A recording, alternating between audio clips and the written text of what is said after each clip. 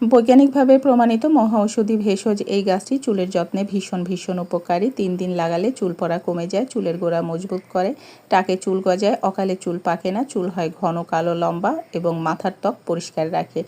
ভেষজ এই গাছটি দেখে অনেকেই হয়তোবা চিনতে পেরেছেন। এই গাছটির পাতা আরও একটু বড় হয়। আমি একদমই কচি গাছ এখানে নিয়েছি।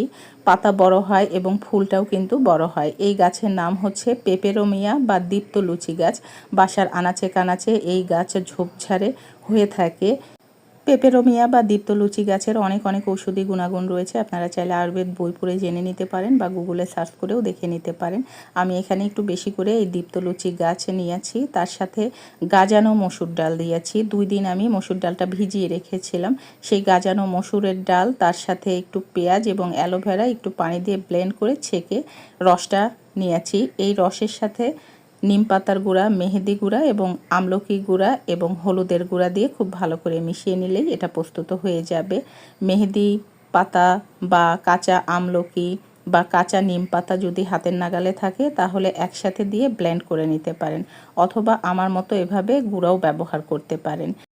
এটা এভাবে প্রস্তুত করে আপনি যদি রেখে দেন, মানে সংরক্ষণ করেন, একদিন পরে ব্যবহার করেন, সবচাইতে বেশি ভালো হয়। মোটামুটি 24 ঘন্টা আপনি বানিয়ে রেখে দেবেন, এরপরে আপনার চুলে এটা ব্যবহার করবেন। আপনি চাইলে গোসলের আগে লাগাতে পারেন, ছোট বড় সবাই চুলের যত্নে এটা ব্যবহার করতে পারবে। মেয়েরা চুলের গোড়া থেকে আগা পর্যন্ত সম্পূর্ণ চুলে লাগাবেন, ছেলেরা পুরো মাথাতে লাগিয়ে রাখবেন। এটা লাগিয়ে কমপক্ষে 1 ঘন্টা অপেক্ষা করবেন। এরপরে আপনি শুধু পানি দিয়ে ধুয়ে নিতে পারেন বা শ্যাম্পু করে নিতে পারেন যদি আপনার প্রয়োজন হয়। এভাবে আপনি সপ্তাহে 3 দিন ব্যবহার করবেন। একদিন গ্যাপ দিয়েও ব্যবহার করতে পারেন, অথবা পরপর টানা 3 দিনও ব্যবহার করতে পারেন।